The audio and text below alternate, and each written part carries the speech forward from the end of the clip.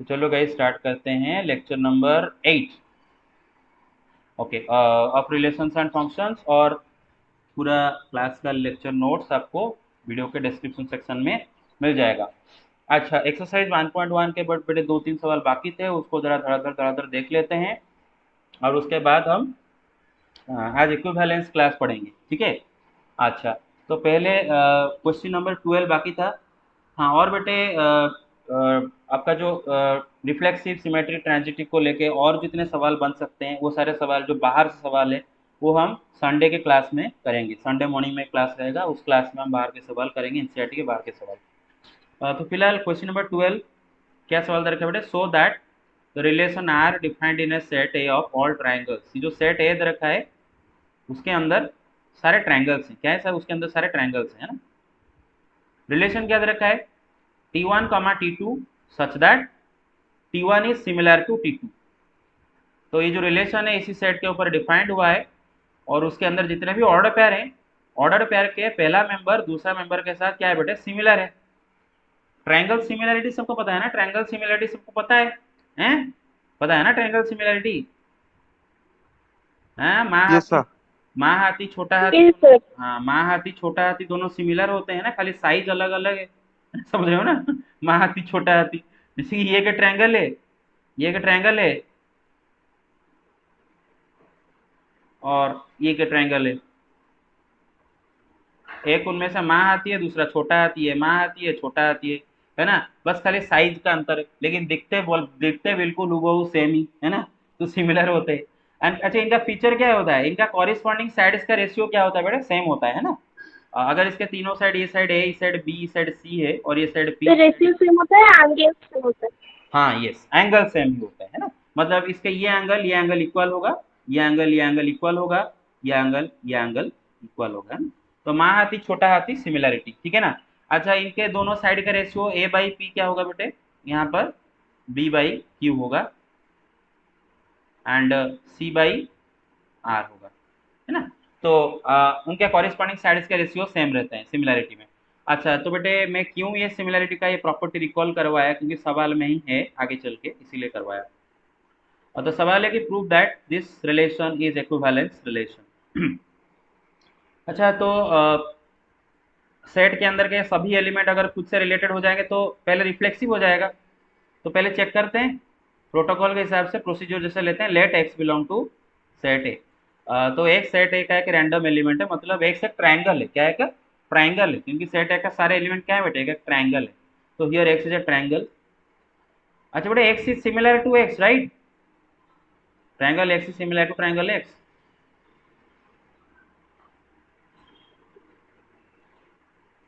right? Triangle x is similar to triangle x. Therefore, x comma x will belong to this relation, क्योंकि first member second member दोनों similar होने चाहिए। First member second member का से similar होना चाहिए और x x से सिमिलर है। Every triangle is similar to itself, है कि नहीं? अच्छा, तो therefore it is reflexive, therefore r is reflexive. अच्छा, सिमेट्रिसिटी का बात आता है ना। Let x comma y belong to set है, मतलब एक्स वाई दोनों दो ट्रायंगल है सेट के अंदर। And suppose let x y order pair आपके रिलेशन के अंदर मौजूद है ना। तो बेटे इसका मतलब क्या है बेटे? ट्रायंगल बेटे टी आर, मतलब टी आर लिख देता हूँ, आप ट्रायंगल समझ लेना, है ना। टी आर मतलब ट्रायंगल, है ना।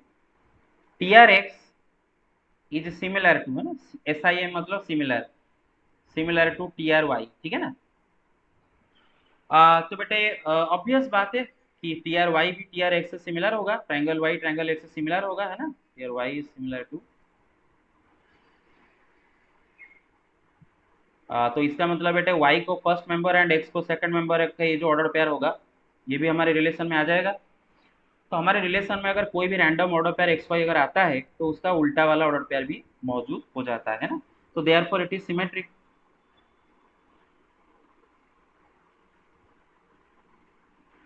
अब आते हैं ट्रांजिटिव के ऊपर, है ना बेटे। Let x y z belong to set A and let x comma y belong to R, y comma z belong to R. Suppose ऐसे दो ऑर्डर पेयर आपके रिलेशन को बिलोंग कर रहे हैं, जिनमें कि एक का सेकंड मेंबर एंड दूसरा का पहला मेंबर इक्वल हो। अगर ऐसे दो ऑर्डर पेयर एग्जिस्ट कर रहे हैं तो बेटे हम दिखाने जा रहे हैं कि इसमें एक्सजेड वाला ऑर्डर पेयर भी मौजूद होगा। सिंपल सा बात है बेटे, अगर एक्स वाई इसके अंदर है तो triangle x is similar to triangle y and triangle y is similar to triangle z, है ना बेटे। तो एक्स ट्रायंगल वाई ट्रायंगल से सिमिलर है, वाई ट्रायंगल जेड ट्रायंगल से सिमिलर है, तो ऑब्वियस बात है क्या होगा बेटे, triangle x is similar to triangle z, है ना भाई। इसका मतलब x z Yes, order sir. Yes, pair sir. आपके रिलेशन के अंदर आ जाएगा, एक्सजेड ऑर्डर पेयर इसके रिलेशन के अंदर आ जाएगा। तो हो गया आपका ट्रांजिटिव, है ना, देयरफॉर आर इज ट्रांजिटिव। अब वही बात है, मैं बार बार दोबारा दोहराना नहीं चाहता कि हम यहाँ पर लेट वर्ड यूज कर रहे हैं, तो ऐसा जरूरी नहीं कि इस रिलेशन के अंदर ऐसे दो ऑर्डर पेयर हो, ऐसा जरूरी नहीं है। Maybe there are no such two order pairs exist in which case second member of one order pair is equal to first member of the second order pair। मतलब ऐसे दो order pair मानो exist नहीं भी कर रहे हो, मतलब एक का सेकंड मेंबर दूसरा का पहला मेंबर इक्वल होने वाला ऐसा दो ऑर्डर पेयर सपोज एग्जिस्ट ही नहीं कर रहे हो, तो भी तो ट्रांजिटिव हो जाता है, तो हमें कोई प्रॉब्लम नहीं है। तो हम यहाँ पर चेक करें कि सपोज ऐसा है तो एक्सजेड है कि नहीं है, और अगर नहीं है तब भी ट्रांजिटिव होगा, है ना, तभी ट्रांजिटिव होगा। Suppose x y y z नहीं है तब भी ट्रांजिटिव होगा, है कि नहीं। जैसे कि ये वाला 1 2 3 4, ये दोनों ये एक सेट के ऊपर बने हुए हैं, 1 2 3 4 को लेके सेट है, और ये रिलेशन इस सेट के ऊपर डिफाइंड, ये ट्रांजिटिव है कि नहीं, यस। बट इसमें आपको कोई भी दो ऑर्डर पेयर ऐसे नहीं दिख रहे हैं Yes, जिनमें sir. कि जिनमें कि एक का सेकंड नंबर दूसरा का फर्स्ट नंबर इक्वल हो, ऐसे कोई भी दो ऑर्डर पेयर है ही नहीं। तो जब है ही नहीं तो ऑटोमेटिकली यस ट्रांजिटिव। तो वहाँ यहाँ पर भी वही, अगर ऐसे दो ऑर्डर पेयर ना होंगे तो भी ट्रांजिटिव, लेकिन अगर होंगे तो एक्सजेड के होना जरूरी है ना, तो इसीलिए हम ऐसे प्रूव कर रहे हैं। आगे चलते। अब सवाल देखो बेटे क्या रहेगा उसके बाद। अब तो आपको इतना ही लिखना है, ठीक है। उसके बाद क्या सवाल दिया है कि consider three right angle triangle T1 T2 T3, बेटा तीन राइट एंगल ट्रायंगल दिए हैं, एक का तीनों साइड का लेंथ दे रखा है 3 4 5, दूसरा का तीनों साइड का लेंथ दे रखा है 5 12 13, तीसरा का तीनों साइड का लेंथ दे रखा है 6 8 10। अब सवाल ये है कि which among the triangles T1 T2 T3 are related, इनमें से तीनों में से कौन सा ट्रायंगल्स रिलेटेड है, तो टेल मी। एक का तीनों साइड 3 4 5, दूसरे का 5 12 13, तीसरे का 6 8 10, बताओ कौन दोनों सिमिलर होंगे। T1 Sir, T1 and T3. T1 T3 similar होंगे क्योंकि बेटे देखो कॉरेस्पॉन्डिंग साइड का रेशियो T1 T3 में सेम उनका रेशियो 1/2. हाँ 3/6 4/8 5/10 1/2 ही आ रहा है ना। तो यही दोनों जो ट्रायंगल है T1 एंड T3 एक दूसरे के साथ रिलेटेड हैं, ठीक है ना।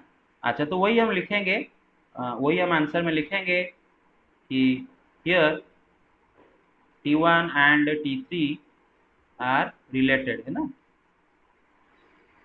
कारण क्या है बेटे, रिलेटेड टू ईच अदर, कारण भी आप लिख दोगे, आज देयर आज द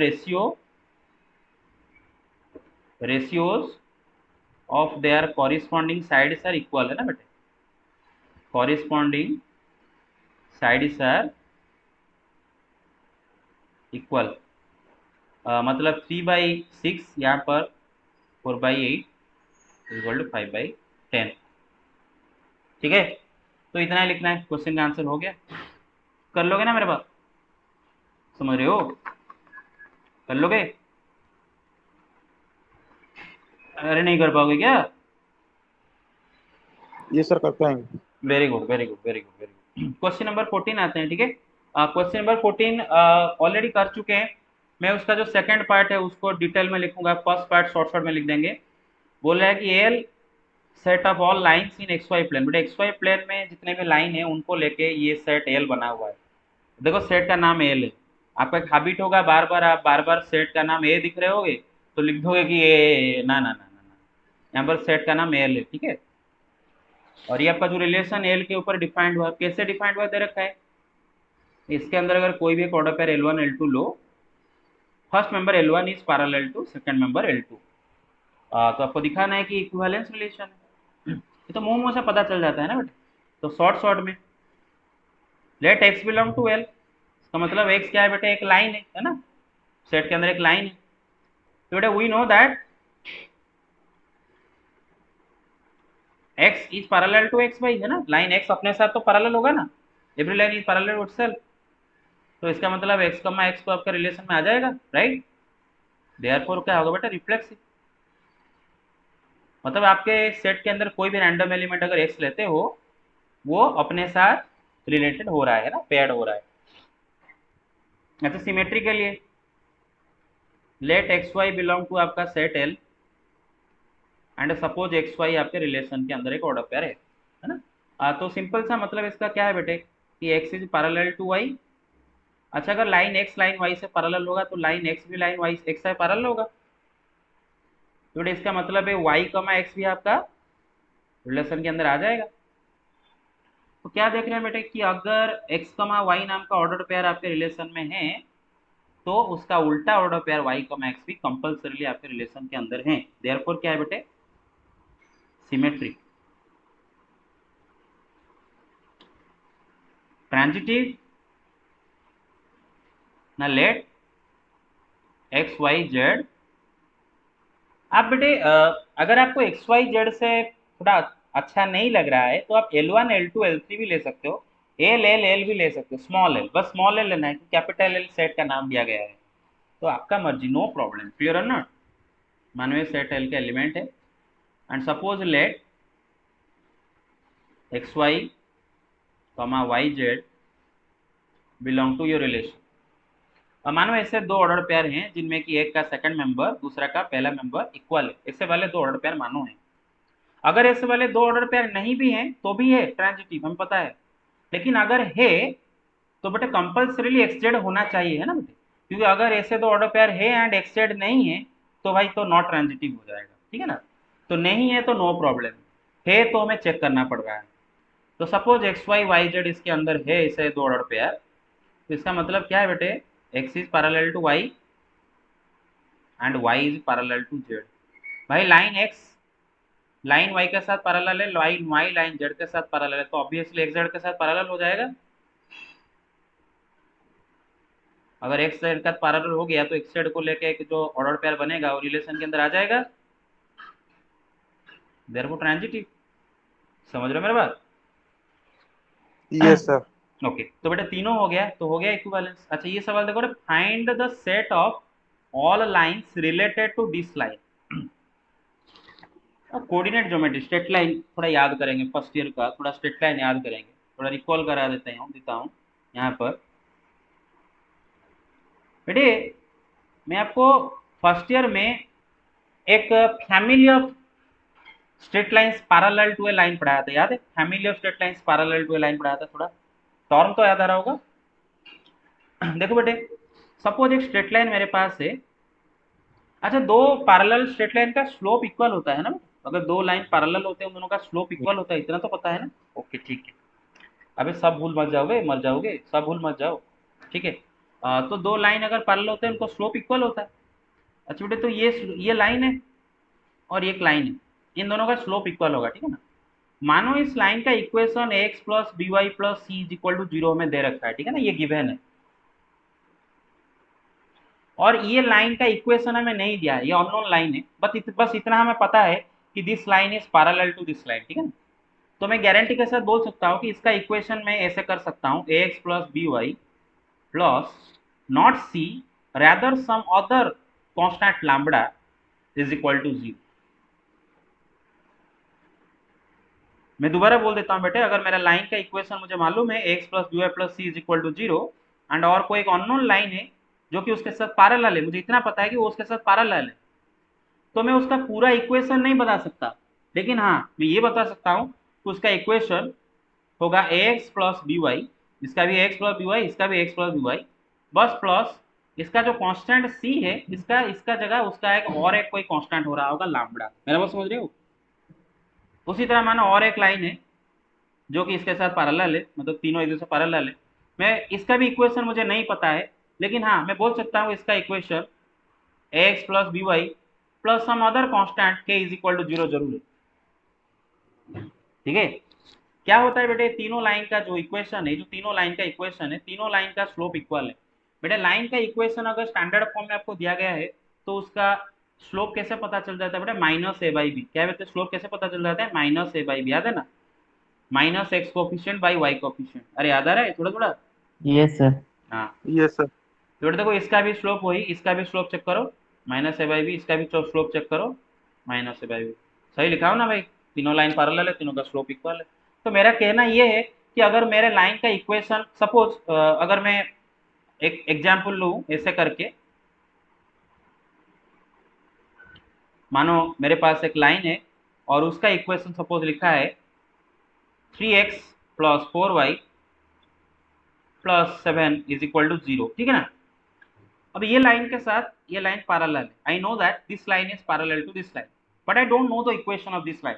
मुझे इस लाइन का इक्वेशन पता नहीं, बस मैं ये गारंटी के साथ बोल सकता हूँ कि इसका इक्वेशन ऐसा होगा 3x plus 4y plus some constant is equal to 0। बस वो कांस्टेंट 7 ना हो कि कुछ और होगा, ठीक है ना। लेकिन x coefficient y coefficient 3x 4 होगा, 3 एंड 4 होगा। क्लियर और नॉट, मेरे बात समझ रहे हो। अच्छा सर अगर कांस्टेंट 7 आ गया तो लाइन को इंसिडेंट करेंगे।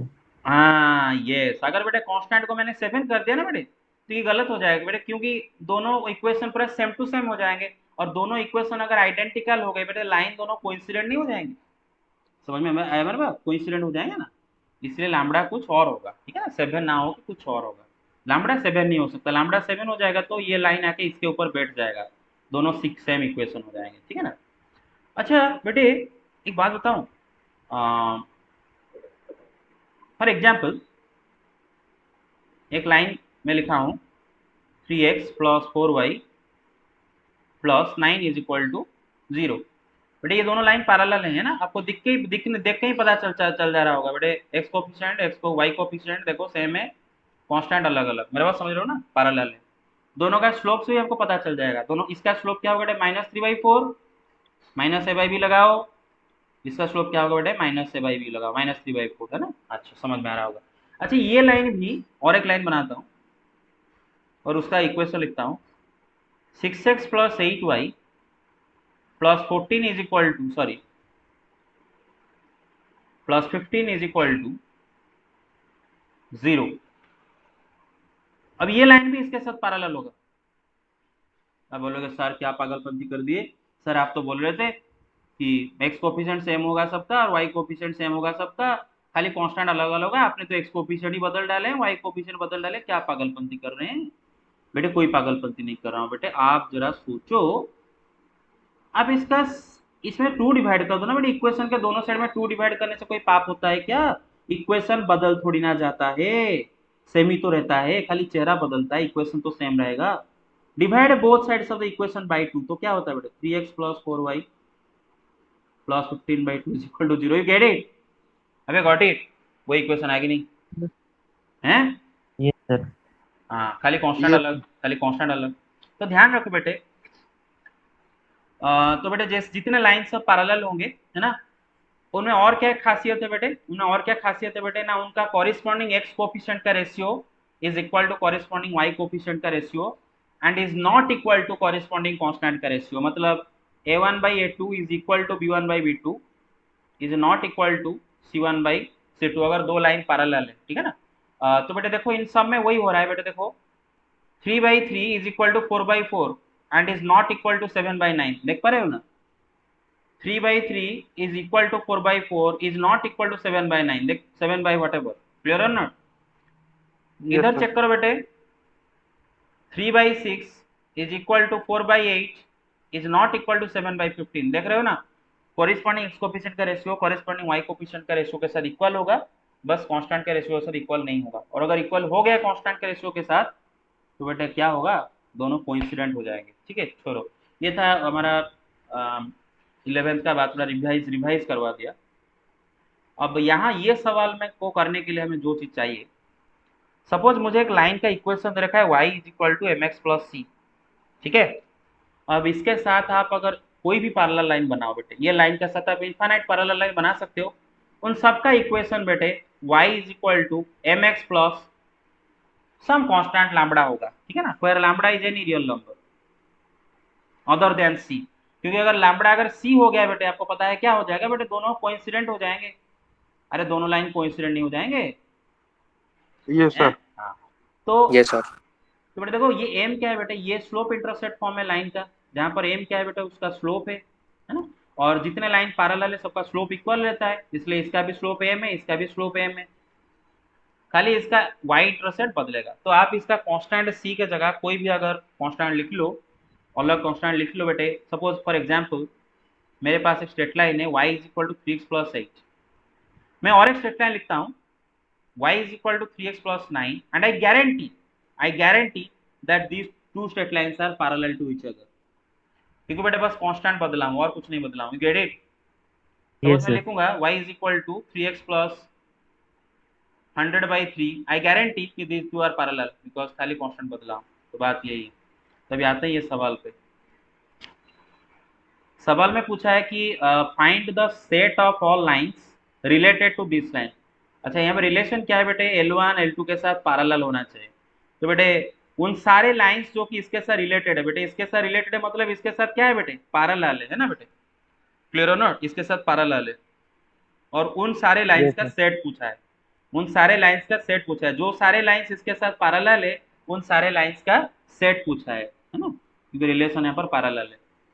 और थोड़े y is equal to 2x plus 4 के साथ अगर कोई भी लाइन पैरेलल है तो उसका इक्वेशन क्या हो रहा होगा बेटे, सपोज लाइन है y is equal to 2x plus 4 and उसके साथ कोई एक लाइन पैरेलल है तो उसका इक्वेशन क्या हो रहा होगा, Y equals to Y 2x is equal plus to some 2x plus lambda. 2x plus lambda where lambda is any real Real number, you number. Get it. अच्छा बेटे लाइन तो खुद के साथ भी पैरेलल है ना बेटे, दो लाइन जब कोइंसिडेंट होते हैं तो वो भी एक दूसरे के साथ पैरेलल होते हैं ना, बस उनको हम कोइंसिडेंट बोलते हैं ना बेटे, फिर भी पैरेलल तो होते हैं ना, पैरेलल तो होते हैं। हाँ तो बेटे लैम्बडा के जगह यहाँ पर ब्रह्मांड का कोई भी रियल नंबर रख लो बेटे, ये लाइन इसके साथ पैरेलल हो जाएगा। लैम्बडा का जगह आप 4 भी जगह रखो तो बेटे ये दोनों कोइंसिडेंट हो जाएगा, और कोइंसिडेंट लाइन भी पैरेलल होते हैं, और लैम्बडा की जगह कोई भी कांस्टेंट रखो पैरेलल हो जाएगा। तो बेटे इन सारे लाइंस को लेके जो सेट बनेगा वही हमारा आंसर है। तो मैं उसको लिखता हूँ इधर ना, set of lines related to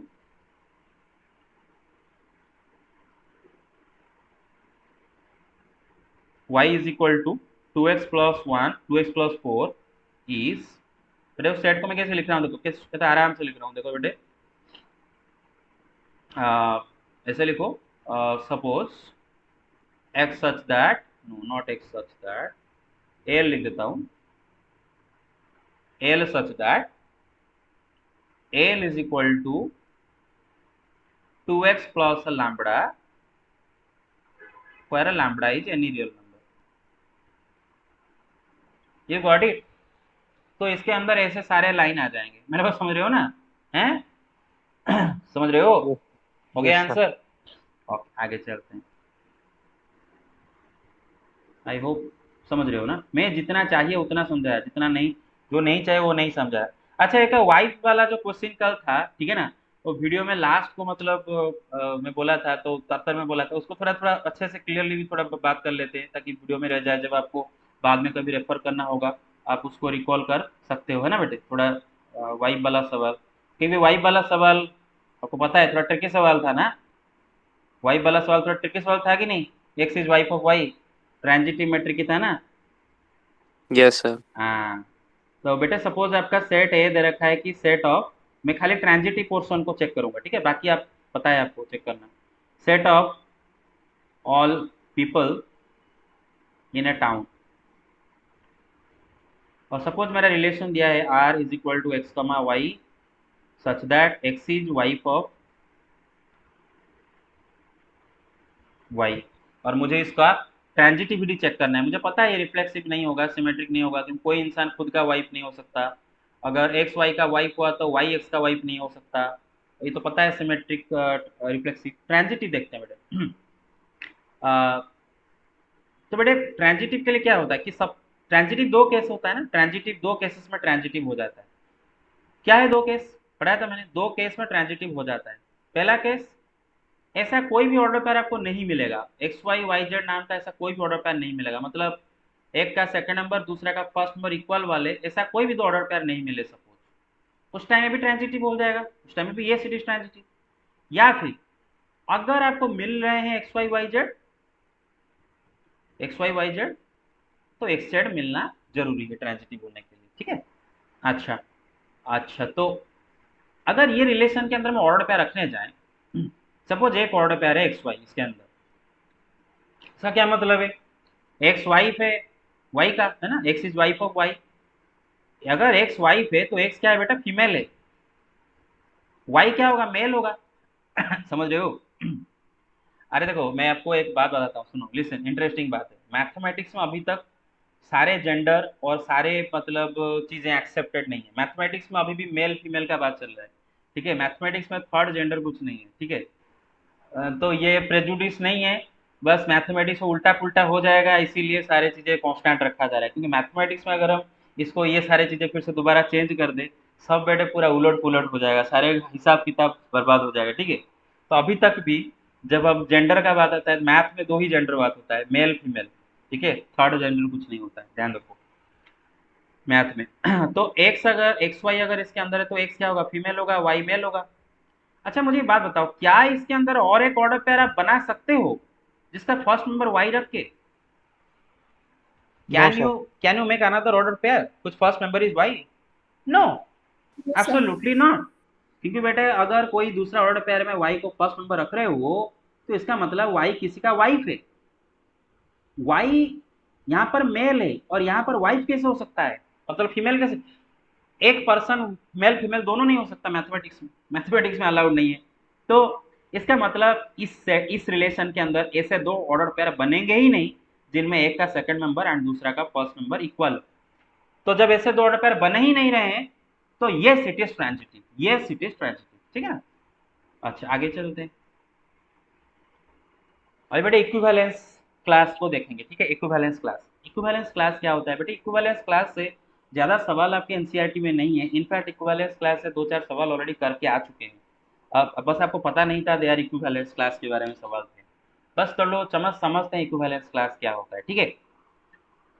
तो बेटे जैसे ही वर्ड इसमें इक्विवेलेंस लगा है तो आपको पता चल रहा होगा कुछ ना कुछ इक्विवेलेंस रिलेशन का चक्कर होगा इसमें, है ना। इक्विवेलेंस रिलेशन के बाद इक्विवेलेंस क्लास पढ़ रहे हैं, उसका ही कुछ चक्कर होगा, and the answer is yes. तो चलो स्टार्ट करते हैं। मानो बेटे मैं धीरे धीरे बोलूंगा और आप जहां पर समझ नहीं पाओगे मुझे पूछोगे, ठीक है। लेट मैं एक सेट लेता हूँ, let set of natural number में ले जाऊँ, ठीक है ना। या फिर एक काम करते हैं, सेट ऑफ रियल नंबर्स ले जाते हैं, लेट इंटीजर्स ले जाते हैं। Let Z be set of integers on which R is defined, ठीक है ना, relation R is defined. Relation कैसे डिफाइंड हुआ है बेटे? R is equal to x comma y such that x minus y is even, ठीक है ना। तो बात ये है कि ये रिलेशन इक्विवेलेंस रिलेशन है कि नहीं, पहला बात, ये रिलेशन इक्विवेलेंस रिलेशन होगा कि नहीं, पहला बात। अच्छा बेटे देखो, ऑब्वियसली होगा भाई, सोच क्या रहे हो, ऑब्वियसली होगा ना इक्विवेलेंस रिलेशन। देखो कैसे होगा, अरे जरा सोचो, पहले देखो रिफ्लेक्सिविटी चेक करता हूँ बेटे। Let x belong to Z, मानो एक्स जेड सेट का कोई एक रैंडम एलिमेंट है, तो एक्स माइनस एक्स क्या होता है, जीरो होता है, and zero is even, is it? इसका मतलब इंटीजर सेट का कोई भी एलिमेंट आप उठाओ वो अपने साथ रिलेटेड हो रहा है ना बेटे। मतलब एक्स कॉमा एक्स ये अपना रिलेशन को बिलोंग कर रहा है, इसीलिए क्या बोल लूंगा बेटे मैं, रिफ्लेक्सिव, है ना भाई, समझ रहे हो मेरे बात है। Yes, sir. अब आता है सिमेट्रिसिटी में, सिमेट्रिसिटी, सिमेट्रिक लिख देता हूँ, ठीक है, सिमेट्रिक।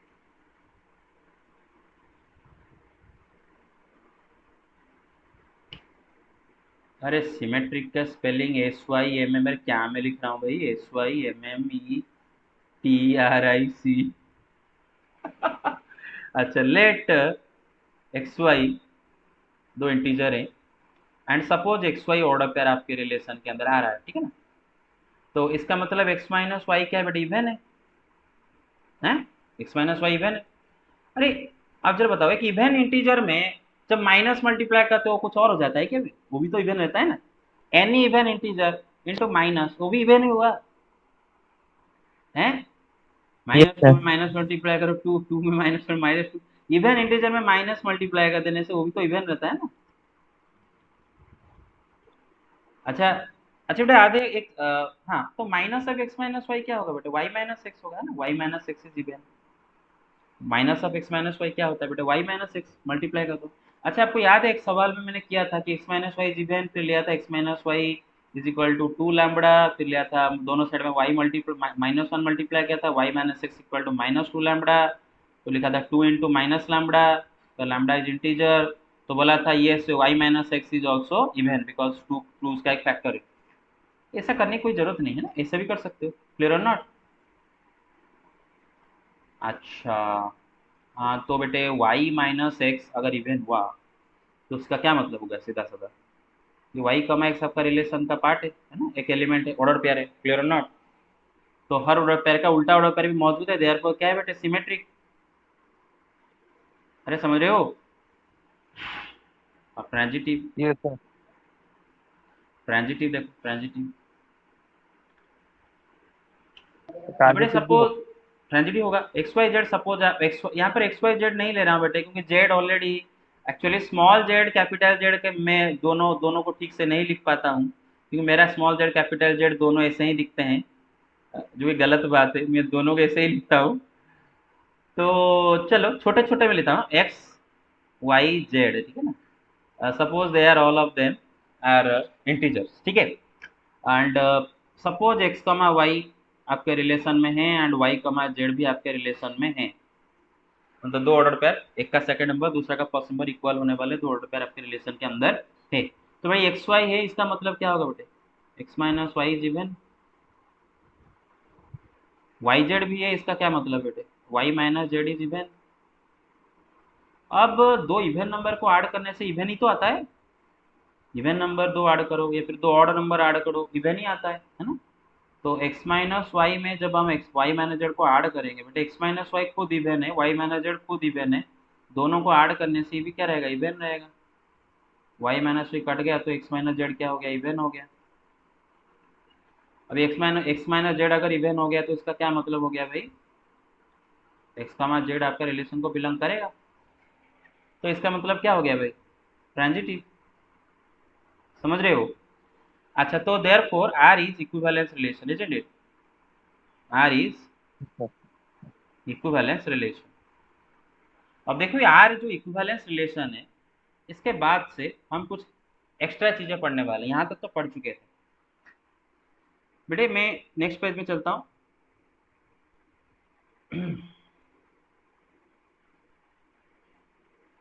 और वो सेट हमारा क्या था बेटा, जेड था ना, जेड हमारा सेट था, सेट ऑफ इंटीजर, और हमारा रिलेशन जो कि जेड के ऊपर डिफाइंड था, R is defined on Z, R is equal to x comma y such that x minus y is even, है ना, and and is equivalence relation, है ना, इज इक्विवेलेंस रिलेशन। इतना तक हमारा हो गया। अच्छा बेटे ये जो सेट ऑफ इंटीजर्स है ना, इसको मैं अभी दो सबसेट में डिवाइड करूंगा, क्या करूंगा पता है, दो सबसेट में डिवाइड करूंगा, दो सबसेट में डिवाइड करूंगा, ठीक है। एक सेट का नाम है दे रहा हूं ओ, क्या दे रहा हूं, एक सेट का नाम ओ, और उस सेट में मैं क्या करूंगा, सेट ऑफ सारे ऑड इंटीजर रखूंगा, क्या रखूंगा, सेट ऑफ सारे ऑड इंटीजर रखूंगा ना, ओ मैं लिख देता हूं इधर, सेट ऑफ सारे odd integer, set of all odd integer. Odd integer क्या है भाई, हैं, प्लस और माइनस वन, प्लस और माइनस थ्री, प्लस और माइनस फाइव, अरे समझ रहे हो ना, set of all odd integer. And और एक सेट लेता हूं ई, क्या है बेटे, set of all even integer. बेटे मेरा बात ध्यान से सुनो, सबको समझ में आ रहा है मेरा बात। अब ये जो इवन इंटीजर का सेट, इसके अंदर क्या एलिमेंट रहेंगे बेटे? 0 ±2 ±4 ±6 एक्सेट्रा, राइट? हाँ कि ना बोलो, हाँ कि ना बोलो? Hello, Yes, sir. Yes, sir. Okay, ठीक है। तो बेटे ये जो दो सेट बना, एक है set of all odd integer, इसके अंदर मैंने सारे ऑड इंटीजर रखा हूँ। अच्छा एक बात बोलो जरा बेटे, ये दोनों को अगर बेटे आप यूनियन कर दो तो आपको पूरा का पूरा आपका सेट ऑफ इंटीजर मिल जाता है ना बेटे? एंड दोनों का इंटरसेक्शन Yes. क्या होगा बेटे? फाइव है ना बेटे? Hi. दोनों में कोई भी म्यूचुअल एलिमेंट नहीं है, आप चेक कर लो। They don't have any common element, क्योंकि इसमें सारे इवन है, उसमें सारे ऑड है। और कोई इंटीजर बोथ इवन ऑड नहीं होता, इसलिए दोनों में कोई कॉमन नहीं होगा। दूसरा बात है, सारे इंटीजर इसमें कवर हो गए, क्योंकि ऐसा कोई इंटीजर नहीं जो कि ऑड भी ना हो इवन भी ना हो, मतलब इस सेट में ना हो इस सेट में ना हो, ऐसा भी कोई एलिमेंट नहीं होगा। तो सारे इंटीजर दोनों को मिला के हो गए union integer set intersection five set. तो हम बोल सकते हैं कि बेटे कि O and here O and E are disjoint, है ना? अच्छा और एक बात है, एक इंटरेस्टिंग सा बात है बेटे, since all elements of O are even, है ना बेटे? Are even, sorry odd, okay सारे एलिमेंट ऑड है ना बेटे? Since all elements of O are odd, therefore all elements of O will be related to each other.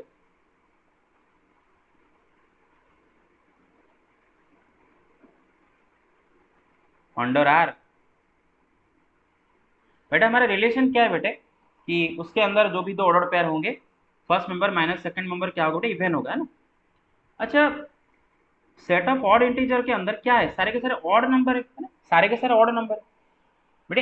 एक odd number से दूसरा ऑड नंबर माइनस करने पे क्या मिलता है? Odd number minus odd number क्या होता है? इवन नंबर होता है, हैं? Even. Yes, even sir. होता है। Odd number minus odd number even, even number minus even number even, right? Odd से If ऑड माइनस करो या फिर इवन से इवन माइनस करो, सेम से सेम माइनस करोगे तो क्या होगा बेटे? इवन आता है ना बेटे? आप एक एग्जाम्पल ले लो ना, 3 से 1 माइनस करो क्या आता है? 2 आता है ना। 3 ऑड है, 1 ऑड है, 2 क्या है बेटे? इवन है ना? समझ रहे हो? हाँ। तो सेट ऑफ ऑड इंटीजर जो है वो, उसके अंदर के सारे एलिमेंट एक दूसरे के साथ रिलेटेड हो जाएंगे ना, क्योंकि बेटे इसके अंदर में कोई भी दो एलिमेंट ले जाओ उनका डिफरेंस तो इवन होगा, हैं? तो इसके अंदर के all of these elements are related to each other. मतलब वन, मतलब सपोज 1 हम लेते हैं, 1 -1 के साथ भी रिलेटेड होगा, 1 3 के 1 अपने साथ भी रिलेटेड होगा, 1 3 के साथ भी रिलेटेड होगा, 1 -3 के साथ भी रिलेटेड होगा, 1 5 के साथ रिलेटेड होगा, 1 -5 के साथ रिलेटेड होगा, ऐसे आगे चल के। उसी तरह बेटा 3 1 के साथ रिलेटेड होगा, -1 के साथ रिलेटेड होगा, -3 के साथ रिलेटेड होगा, अपने साथ रिलेटेड होगा, 5 के साथ रिलेटेड होगा, -5। All of the elements of event जो ये सेट ओ है, they will be related to each other. Similarly बेटे हम बोल सकते हैं कि ई सेट का सारे एलिमेंट अपने साथ मतलब एक दूसरे के साथ रिलेटेड है बेटे। क्लियर और not?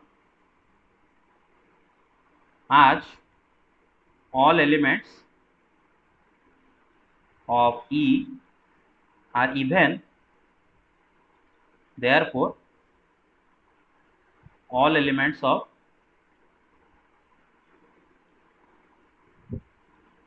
E are related to each other, ठीक है ना? each other under R, ठीक है? क्योंकि बेटे उसके अंदर सारे इवन नंबर है, और दो इवन नंबर को जब दो इवन नंबर का डिफरेंस लेते हैं वो भी तो इवन आता है। तो आप यहाँ पर ये 0 2 -2 4 -4 6 -6 जितने सारे इन्फानाइट एलिमेंट हैं, ये सब एक दूसरे के साथ रिलेटेड है ना? इनमें से कोई भी एक पेयर आपको नहीं मिलेगा जो कि एक दूसरे के साथ रिलेटेड ना हो, है ना? सभी एक दूसरे के साथ, सभी भाई बहन है ना? इनमें कोई कोई इनमें मतलब मतलब कोई भी दो पेयर नहीं है, मतलब कोई भी एक पेयर नहीं मिलेगा आपको जिसमें कि दोनों नंबर रिलेटेड ना हो। सारे element of this set are related to each other. And interestingly बेटे, no element of set O is related to no element of set E. Set O का कोई भी एलिमेंट सेट ई का कोई भी एलिमेंट के साथ रिलेटेड नहीं होगा। थोड़ा मैं टाइम देता हूँ, सोचो। वो सेट का कोई भी एलिमेंट ई सेट का कोई भी एलिमेंट का रिलेटेड नहीं होगा उनके बीच में, मतलब जैसे दीवार खड़ा है उनके बीच में, उनके बीच में दीवार खड़ा है, वो सेट का कोई भी एलिमेंट ई सेट का कोई भी एलिमेंट से रिलेटेड नहीं होगा। You think about it, I am giving you time. But अरे सबको समझ में आ रहा है कि नहीं आ रहा है? Yes, sir. Yes, क्यों sir. क्यों क्यों रिलेटेड नहीं होगा? क्यों रिलेटेड नहीं होगा? ओ का कोई भी एलिमेंट ई का कोई भी एलिमेंट क्यों रिलेटेड नहीं होगा? Because even minus odd will become odd. Yes, क्योंकि आप ओ ई के एलिमेंट को देखो बेटा, ओ में ऑड नंबर है, ई में इवन नंबर है, तो ऑड से इवन माइनस करो या फिर इवन से ऑड माइनस करो, आंसर तो ऑड आता है। लेकिन हमारा रिलेशन क्या है बेटे, एक्स माइनस वाई इवन आना चाहिए। तो इनके मतलब no element of set O, but no element of set O is related to any element of set E and vice versa। ठीक है? हाँ, तो क्या क्या चीजें ऑब्जर्व किए देखो बेटे, बहुत सारी चीजें यहाँ पर ऑब्जर्व किए। एक चीज ऑब्जर्व किए ना, पूरा जो सेट ऑफ इंटीजर्स थे जिसके ऊपर हमारा रिलेशन डिफाइंड था, पूरा सेट ऑफ इंटीजर्स को हम ऐसे दो सेट में डिवाइड कर दिए। पूरा सेट ऑफ इंटीजर जो जेड है उसको हम ऐसे दो सेट में डिवाइड कर दिए, दोनों सेट डिसजॉइंट है एंड दोनों सेट एग्जॉस्टिव है, मतलब दोनों का यूनियन पूरा का पूरा सेट ऑफ इंटीजर है। सेट ऑफ इंटीजर को इन दोनों में डिवाइड किया और दोनों दोनों डिसजॉइंट है, दोनों में कोई भी एलिमेंट कॉमन नहीं है। एंड और क्या चीज है बेटे ना, दोनों सेट के अंदर, सपोज सेट ओ आप लो, सेट ओ के अंदर के सारे एलिमेंट एक दूसरे के साथ रिलेटेड है। उसी तरह सेट ई लो, उसके अंदर के सारे एलिमेंट एक दूसरे के साथ रिलेटेड है। लेकिन ओ का कोई भी एलिमेंट ई का कोई भी एलिमेंट के साथ रिलेटेड नहीं है, ई का कोई भी एलिमेंट ओ का कोई भी एलिमेंट के साथ रिलेटेड नहीं है। बराबर समझ रहे हो? हैं? Clear? Yes, sir. Yes, sir. तो आप ऐसा बोल सकते हो बेटे, आप ऐसा बोल सकते हो कि ये जो इक्विवेलेंस रिलेशन है ना बेटे, ये जो इक्विवेलेंस रिलेशन, ये इक्विवेलेंस रिलेशन हमारा सेट ऑफ इंटीजर्स को ना दो अलग अलग सेट में भाग कर दिया, पार्टीशन कर दिया। ये जो इक्विवेलेंस रिलेशन है, हमारा जो पूरा सेट ऑफ इंटीजर्स था उसको दो सेट में पार्टीशन कर दिया। एक सेट ओ है और एक सेट ई है। और कैसे पार्टीशन किया है देखो बेटे, मतलब जो झगड़ा लगाया था ना बेटे, इसे झगड़ा लगवा दिया। कैसे झगड़ा लगा दिया, पूरा इंटीजर मतलब मिलके थे सब, उनको दो पार्टीशन कर दिया। इसके अंदर के सारे एलिमेंट भाई भाई, इसके अंदर के सारे एलिमेंट भाई भाई, है ना। लेकिन इसके एलिमेंट और इसके एलिमेंट एक दूसरे के दुश्मन, ठीक है ना, रिलेटेड नहीं हो रहे, ठीक है। और दोनों सेट शुरुआत से डिसजॉइंट है, ठीक है, इतना समझ रहे हो ना? क्लियर और नॉट? हाँ, तो get it? Get it? Okay, तो ऐसे हमारा इक्विवेलेंस रिलेशन क्या किया है, यहाँ पर सेट ऑफ इंटीजर को दो अलग अलग सेट में पार्टीशन कर दिया। क्या कर दिया? पार्टीशन कर दिया, ठीक है ना। और ये जो दोनों पार्टीशन हुए उनका Yes, sir. फीचर्स क्या क्या है ना, ईच पार्टीशन में सारे एलिमेंट्स अब एक दूसरे के साथ रिलेटेड है। ईच पार्टीशन में, पार्टीशन ओ में सारे एलिमेंट एक एक साथ रिलेटेड है, पार्टीशन ई में भी सारे एलिमेंट अब एक दूसरे का रिलेटेड है। लेकिन दो अलग अलग पार्टीशन के अंदर के एलिमेंट एक दूसरे का रिलेटेड नहीं हो रहे हैं। एंड दोनों पार्टीशन डिसजॉइंट है, दोनों का इंटरसेक्शन फाई है, दोनों का यूनियन जेड, इतना बस समझ लो, ठीक है ना। और ये दोनों को हम बोलते हैं दो equivalence class. O and E are called equivalence class. So what are equivalence class? Equivalence class किसको बोलते हैं? मैं हिंदी में समझाता हूँ बेटे कि एक इक्विवेलेंस रिलेशन जो भी सेट के ऊपर डिफाइंड हुआ है, वो सेट को दो या फिर दो से ज्यादा, मेरे यहाँ पर एग्जाम्पल में दो हुआ है, और भी सेट में ले सकता हूँ एंड और भी इक्विवेलेंस रिलेशन ले सकता हूँ जो कि सेट को दो नहीं बल्कि तीन सेट में, चार सेट में पार्टीशन कर देगा। तो वही मैं बोल रहा हूँ कि एक एवरी इक्विवेलेंस रिलेशन, खाली ये नहीं, एवरी इक्विवेलेंस रिलेशन जो भी सेट के ऊपर डिफाइंड है उसको दो या फिर दो से ज्यादा म्यूचुअली डिसजॉइंट पार्टीशन सेट में डिवाइड कर देता है, पार्टीशन सेट में डिवाइड कर देता है। एंड क्या होता है ना, दोनों जितने भी पार्टीशन होते हैं, हर पार्टीशन के अंदर वाले एलिमेंट अपने साथ रिलेटेड होते हैं, लेकिन दो अलग अलग पार्टीशन के एलिमेंट एक दूसरे के साथ रिलेटेड नहीं होते हैं। इतना ही बात है, मेरा बात समझ रहे हो। And each of this partition is called an equivalence class, मेरा बात समझ रहे हो। तो यहाँ पर वो एक इक्विवेलेंस क्लास है एंड ई एक इक्विवेलेंस क्लास है, ठीक है। In this case, now you got it, now you got it. Yes, sir. Yes, sir. यह तो मैं फॉर्मली लिखवा दूंगा, O and E are equivalence classes. अच्छा बेटे, ये जो इक्विवेलेंस क्लास जो ओ है, इक्विवेलेंस क्लास जो ओ है ना, इसके अंदर के सारे एलिमेंट बेटे, मतलब this is an equivalence class containing one, is it, this is an equivalence class containing one, ये इक्विवेलेंस क्लास के अंदर वन है, ठीक है। अब देखो सारे एलिमेंट, इस इक्विवेलेंस क्लास के सारे एलिमेंट ऑब्वियसली वन के साथ रिलेटेड होंगे, ठीक है ना। इसीलिए हम इस इक्विवेलेंस क्लास को ऐसे भी लिखते हैं, ऐसे स्क्वायर ब्रैकेट के अंदर वन दे के लिखते हैं। क्यों ऐसा लिखते हैं बेटे, because this is an equivalence class containing one, ठीक है। अब आप इसको इक्विवेलेंस क्लास कंटेनिंग अगर -1 पकड़ोगे तो -1 के स्क्वायर ब्रैकेट भी दे सकते हो, अगर इक्विवेलेंस क्लास कंटेनिंग 3 पकड़ोगे तो 3 को भी स्क्वायर ब्रैकेट के अंदर लिख सकते हो, ठीक है ना, समझ में आएगा।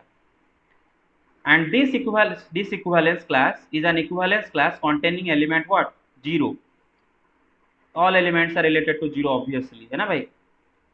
तो इसको हम ऐसे भी डिनोट कर सकते हैं, इस इक्विवेलेंस क्लास को 0 दोनों तरफ 2 स्क्वायर ब्रैकेट, और आप चाहो तो इसको 2 दोनों तरफ 2 स्क्वायर ब्रैकेट से डिनोट कर सकते हो, -2 दोनों तरफ 2 स्क्वायर। तो आप इनफैक्ट आप ओ को कोई भी ऑड इंटीजर, कोई भी ऑड इंटीजर के दोनों तरफ 2 स्क्वायर ब्रैकेट दे दो, वैसे रिप्रेजेंट कर सकते हो। एंड ई को कोई भी given integer, you get my point so far, clear और नॉट। तो Yes, sir. ये होता है इक्विवेलेंस क्लास। अच्छा, तो सवाल ये है कि हम एक इक्विवेलेंस क्लास का क्वेश्चन कल ही किए थे, अब हम देखते हैं उसका फॉर्मल डेफिनेशन। हाँ ओके, तो आप चेक कर लो एनसीईआरटी से बेटे। क्या बोला है बेटे, यहाँ पर हमारा जो रिलेशन है वो जेड सेट को दो सबसेट में डिवाइड किया, और all elements of E are related to each other and all elements of O are related to each other, देख रहे हो जो कि अभी डिस्कस कर रहे थे। No element of E is related to any element of O and vice versa. और क्या बोले थे, E and O are disjoint, और क्या बोले थे, दोनों का यूनियन जेड। ये सब तो बोले थे ना, अरे समझ आ रहा है, यही सब तो बोले थे। तो Yes. हाँ तो बेटे Yes, sir. ओके, तो ओके ठीक है, जितना टाइम है उसमें बस देख लो बेटे। तो फॉर्मलाइज कर लेते हैं कि इक्विवेलेंस क्लास किसको बोलते हैं, फॉर्मलाइज कर लेते हैं। क्या लिखा है बेटे, given an arbitrary equivalence relation R in an arbitrary set X, कोई भी एक आर्बिट्रेरी सेट हमारे पास एक्स है, जैसे कि वहां पर जेड था, कोई भी सेट एक्स है, एंड आर एक आर्बिट्रेरी इक्विवेलेंस रिलेशन है ऑन दिस सेट। मतलब जैसे कि हमारे वहां पर हम एक इक्विवेलेंस रिलेशन लिए थे, x - y is equal to even, तो इसका मतलब ये नहीं कि मतलब वही सिर्फ वही इक्विवेलेंस रिलेशन, कोई भी इक्विवेलेंस रिलेशन लो एंड कोई भी आर्बिट्रेरी सेट लो, the equivalence relation R will divide x, जिस सेट के ऊपर ये रिलेशन डिफाइंड हुआ है, relation will divide that set x into mutually disjoint subsets AI, ठीक है, उसको म्यूचुअली डिसजॉइंट सबसेट में डिवाइड कर देगा। मतलब हमारे जो R इज हियर इक्विवेलेंस, और कोई भी इक्विवेलेंस हो सकता है, और it is defined on set X, ठीक है ना, X सेट के ऊपर डिफाइंड हुआ है। तो ये जो equivalence relation R set X को म्यूचुअली डिसजॉइंट सबसेट्स में डिवाइड करेगा। बेटे म्यूचुअली डिसजॉइंट वर्ड लगाए, और मैं म्यूचुअली डिसजॉइंट वर्ड वहां पर यूज नहीं किया, मैंने खाली डिसजॉइंट वर्ड यूज किया। बेटे म्यूचुअल डिसजॉइंट मैंने क्यों यूज नहीं किया, क्योंकि मेरे सिर्फ दो ही सेट थे, दो ही सबसेट थे, तो दोनों डिसजॉइंट बोल देना सही है। लेकिन मैंने बोला था ना बेटे, हो सकता है कि आपका इक्विवेलेंस रिलेशन आपका सेट को दो नहीं बल्कि दो से ज्यादा इक्विवेलेंस क्लास में डिवाइड करे, तो मानो उसको एक एक ए आई एक सबसेट ए आई बना है, एक सेट ए जे बना है, एक सेट ए के बना है, ठीक है ना, ऐसे तीन सबसेट बना दिया। और बेटे ये तीनों का यूनियन आपका एक्स ही है एंड ये तीनों का इंडिविजुअल इंटरसेक्शन हाई, मतलब तो कोई किसी कोई भी दोनों दो के बीच में कोई भी एलिमेंट कॉमन नहीं है। मेरे बात समझ रहे हो ना? क्लियर है? हाँ कि ना बोल दो। क्लियर? Yes. Yes, sir. तो इसको बोलते हैं कि म्यूचुअली Yes, sir. इसको बोलते हैं this three are mutually disjoint, है ना, एक दूसरे का डिसजॉइंट, तो वही बोला है। एंड वही लिखा है mutually disjoint subsets A I called partitions और सब डिविजन्स ऑफ एक्स, ठीक है, इनको पार्टीशन और सब डिविजन ऑफ एक्स बोला जाता है। और उनका फीचर क्या है बेटे ना, all elements of A i are related to each other for all i, मतलब बेटे यहाँ पर सपोज तीन पार्टीशन किया, ए आई के सारे एलिमेंट अपने से रिलेटेड है, ए जे के सारे एलिमेंट एक दूसरे के रिलेटेड है, ए के सारे एलिमेंट एक दूसरे के रिलेटेड है, no element of A I is related to any element of A J, A I का कोई भी एलिमेंट ए जे के कोई भी एलिमेंट रिलेटेड नहीं होगा, आई नॉट इक्वल टू जे, मतलब यहाँ पर ए आई का कोई भी एलिमेंट ए जे के कोई भी एलिमेंट का रिलेटेड नहीं है, ए के कोई भी एलिमेंट के साथ रिलेटेड नहीं होगा, मतलब आपस में उनके एलिमेंट रिलेटेड नहीं होते हैं, है ना, ये यू गॉट इट राइट। और यहाँ पर छोड़ दिया A I union A J is equal to X, सारे मतलब जो पार्टीशन का यूनियन आपका एक्स होगा और उनका इंडिविजुअल इंटरसेक्शन फाई होगा, और these subsets A i are called equivalence classes, इन्हीं को हम बोलते हैं इक्विवेलेंस क्लासेस। तो यहाँ पर ए आई ए जे एक के इक्विवेलेंस क्लासेस है। तो फंडा बस इतना, इक्विवेलेंस क्लास अगर लास्ट को बोला जाए, इक्विवेलेंस क्लास यहाँ पर कौन है, यहाँ पर इक्विवेलेंस क्लास कौन है, तो इक्विवेलेंस क्लास बोल रहा था, इक्विवेलेंस क्लास यहाँ पर लास्ट में कौन है ना, यही पार्टीशन है ना बेटे, जो पार्टीशन से ये पार्टीशन से क्या इक्विवेलेंस क्लास है, ठीक है ना। और इनको इक्विवेलेंस क्लास क्यों बोला जा रहा है, क्योंकि इक्विवेलेंस रिलेशन ऐसा करता है, कोई भी इक्विवेलेंस रिलेशन कोई भी सेट एक्स को ऐसे पार्टीशन में डिवाइड करता है, तो अरे समझ रहे हो, झगड़ा लगवाता है उनके बीच में, ठीक है ना, झगड़ा लगवाता है। Yes, sir. बस तो आज के लिए इतना ही, कल हम फंक्शन कंटिन्यू करेंगे। Thank you very much. Thank you.